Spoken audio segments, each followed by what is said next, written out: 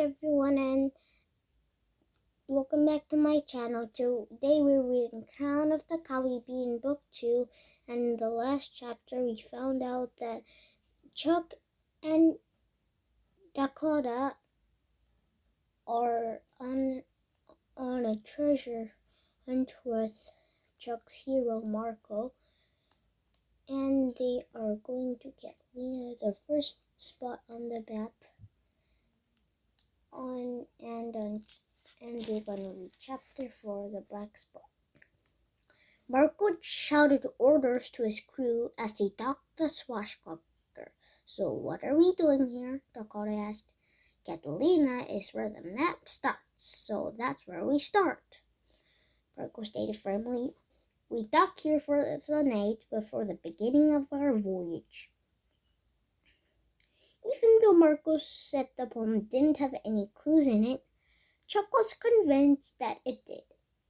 He was even more convinced he would find the answers to some of those clues here on Catalina. Can we walk into town? Chuck asked. I promise we'll be careful. Rebecca snorted his disapproval, but Marco dismissed it. Oh, let them go, Rebecca. Just let them have a little fun, he clicked. Just don't tell anyone our voyage, he warned them, and stay away from the big black spot. That place is nothing but trouble. And definitely stay away from the kingfish. Who's the kingfish? Chuck asked. The kingfish is a dirty scoundrel, Marco said. He runs most of this place and he's not too fond of cows. He takes whatever he wants, whenever he wants, and he'd love to find the crown as much as we would. He sounds like a pirate, Chuck noted. See, Marco agreed. A pirate of the worst kind. Sounds like a regular boy to me, Dakota mumbled. Chuck and Dakota found out that Catalina was not as pretty up close. Everywhere they looked, the town was dirty and rough. Even worse, Chuck haven't found any answers to clues. He was about to suggest they go back to the swashbuckler when he saw something he couldn't resist. The tavern just ahead of them had a dirty white sign with a dark black circle written on it. Written inside the circle were words. The black spot.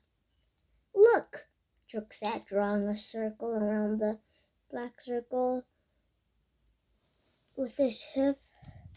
A circle of darkness, just like in the poem. Couldn't it just be a coincidence? Dakota asked. Chuck reached for the door.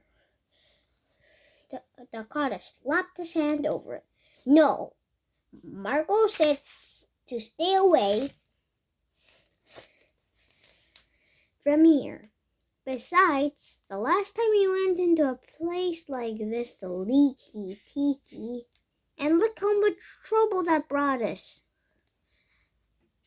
Chuck pushed Dakota's hands aside. Come on, he said, opening the door. How bad could it be? The black spot looked nothing like the Leaky Tiki. This place was not warm and cozy. This place was gloomy and cold. The room was dimly lit by the ship's lanterns hanging from the ceiling.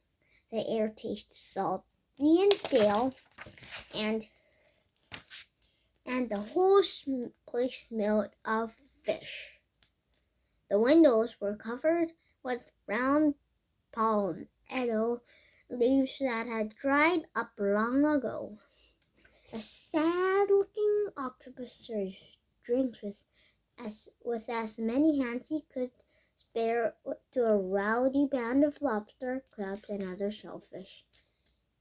They laughed loudly as they played cards and slurped plankton at their tables. This place really was a circle of darkness. Chuck and Dakota put up 2 bamboo stools at the counter. So what are we looking for? Dakota asked. Well, the poem says, Circle of darkness, horn of the heavens. Chuck said he looked at their dingy surroundings. There were nothing heavenly about this place. There has to be something here, Chuck insisted. I just know it. Dakota sighed.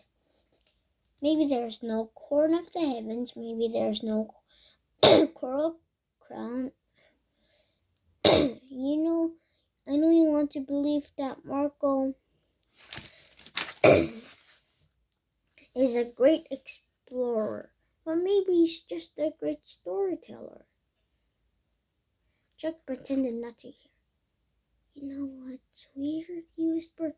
This island is called Catalina, but I don't see any cattle. I know, Dakota agreed. Other than you, the only cow in this place is that statue over there. He pointed to a small couch statue on a round black pedestal in a dark corner of the room. He kept over to take a closer look. The statue was made out of white marble, was shaped like a cow with angelic wings and a elegant crown.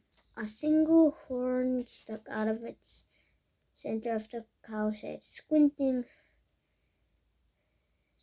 his eyes, Chuck read the words engraved on the statue's base. Now, Lanny, heifer of the heavens. What is it? Dakota asked. A unicow? There's only one horn. This must be it. Chuck said. The horn of the heavens.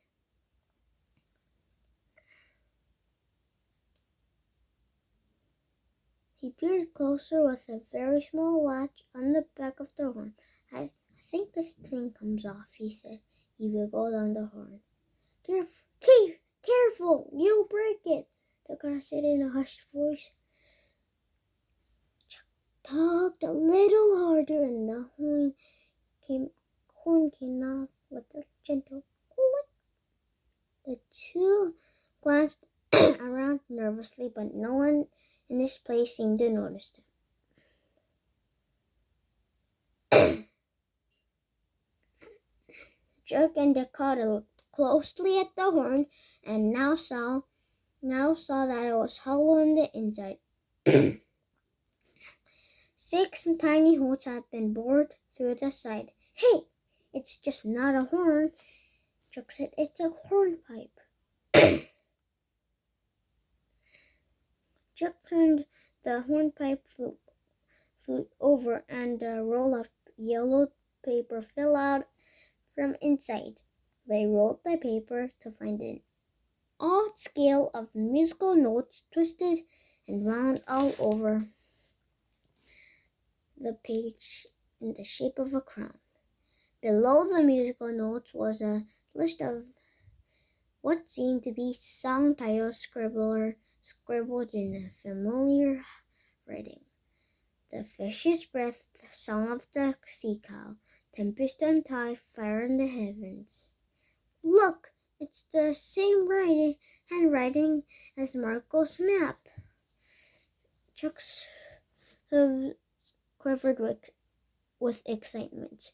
Now, do you think it's just all a coincidence?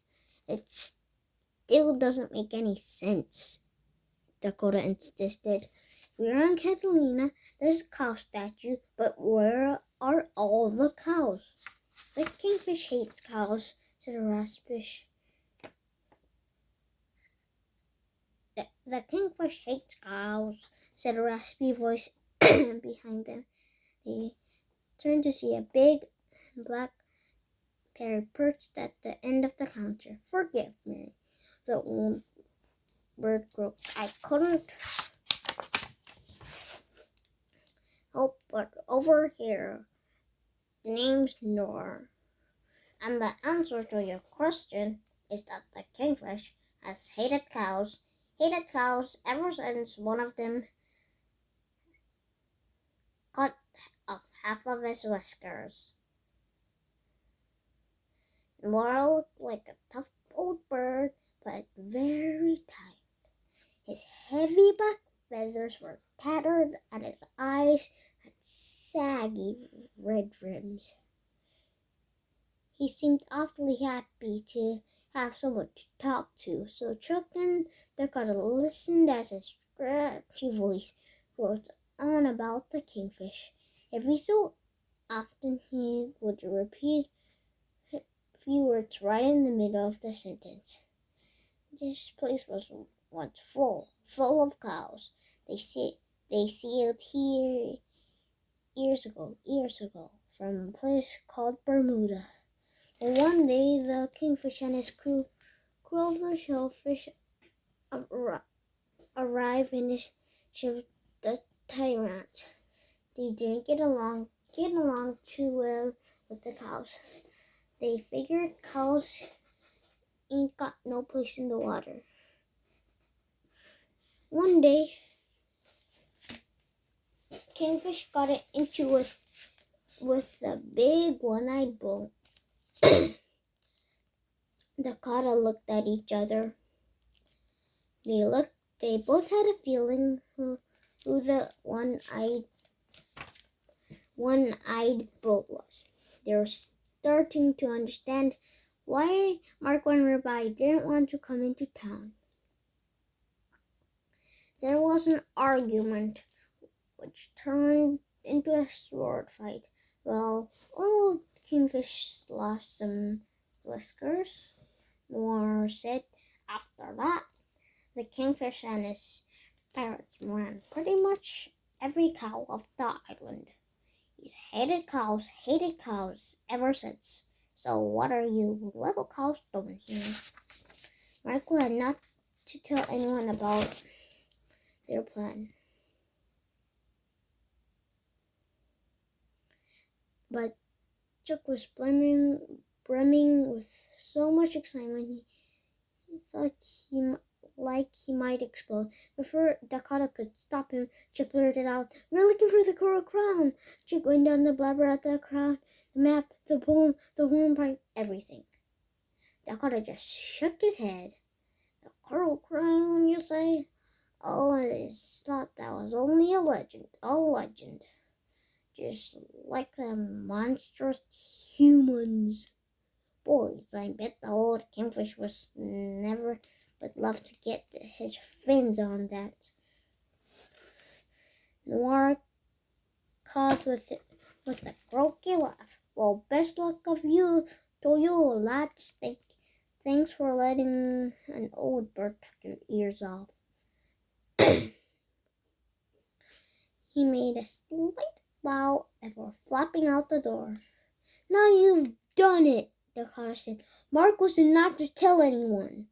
He seemed nice. "It's not like I went and told the Kingfish."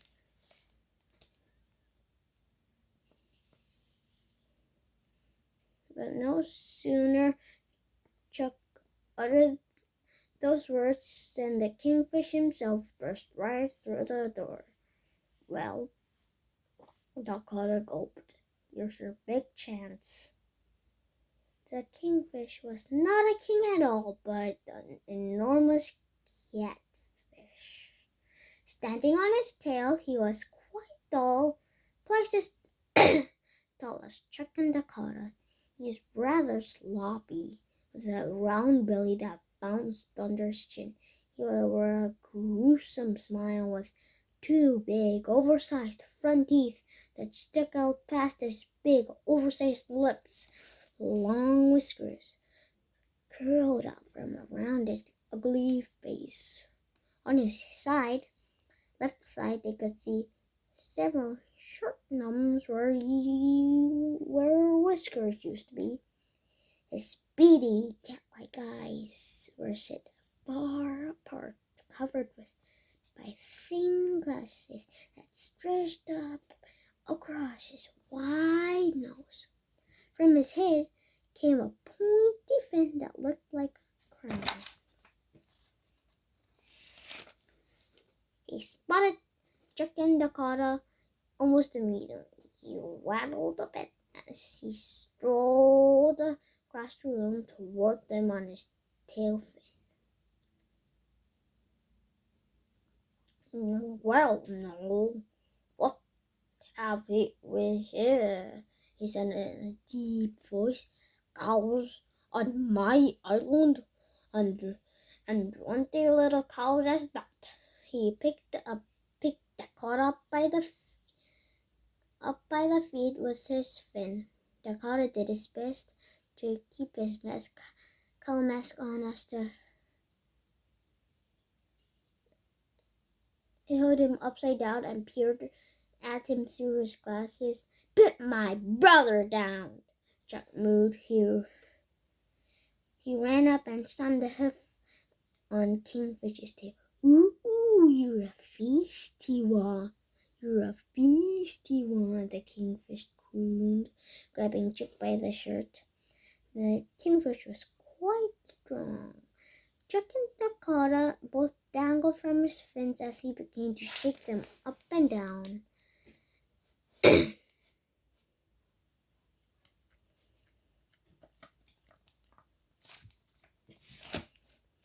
"What do you do? Say there, boys, anyone want a Anyone want a milkshake?" he teased, laying on a deep belly laugh. The shellfish in the room cackled along with him, but their laughter stopped when they heard a familiar voice yell out, "Ora, basta! That's enough!" Everyone froze as Marco appeared in the doorway. The Kingfish released his grip on Chicken Dakota. Falling to the floor, they scrambled to the door behind Marco. For a few minutes, everything was silent as Marco and Kingfish started each other down. "These cows are sailing under my flag," Marco said. "If you bother them, you're bothering me." "Polo!" Kingfish jeered. Now I should have known that you'd be the one to bring 2 grass cheers to my island with that first mate of yours and all. Where's that one-eyed bull? Beefstick you pal around with, Bolo? He and I still got a score to settle." Marco smirked at Kingfish. He didn't seem to be afraid, even though he was much smaller. "You should be careful, my slippery friend," he said. "You might lose the half of your whiskers. You know how silly a pirate looks without a beard."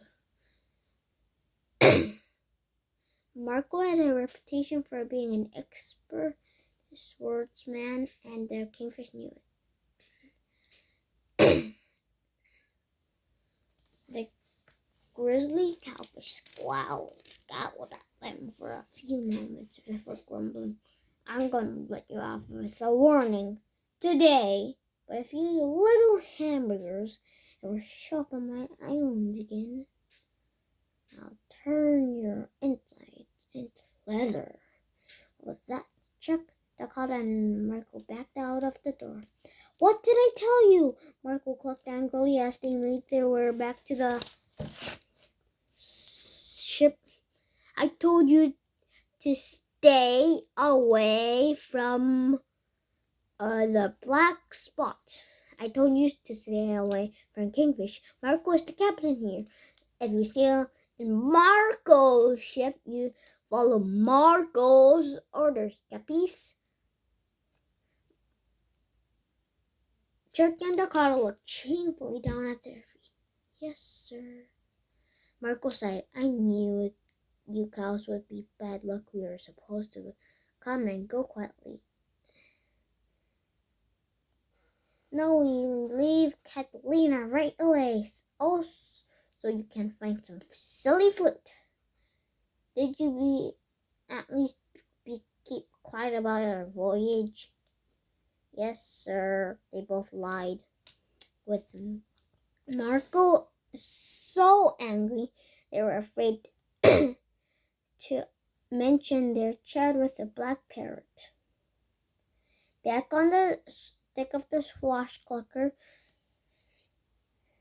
Chicken Dakota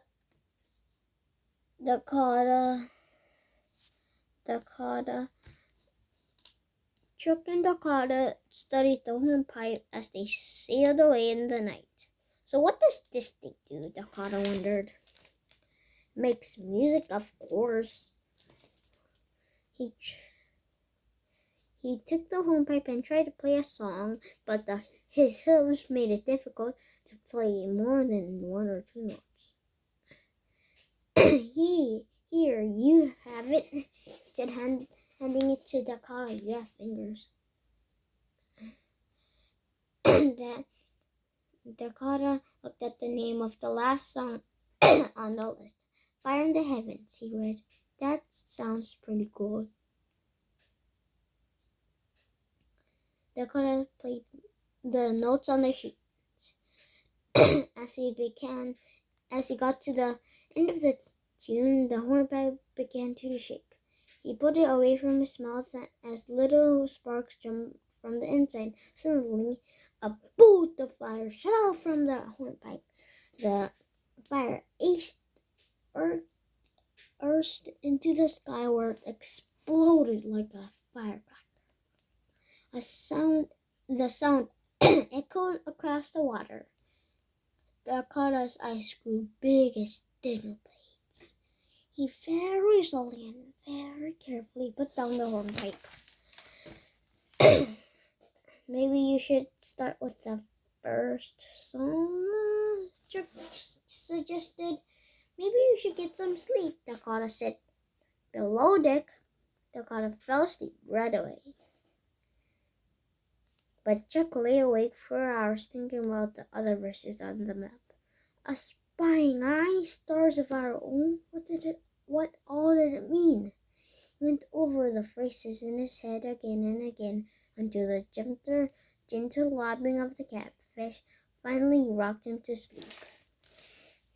And that is the end of chapter 4, and we're going to read chapter 5, Water Down, on the next episode. Bye. See you in the next episode.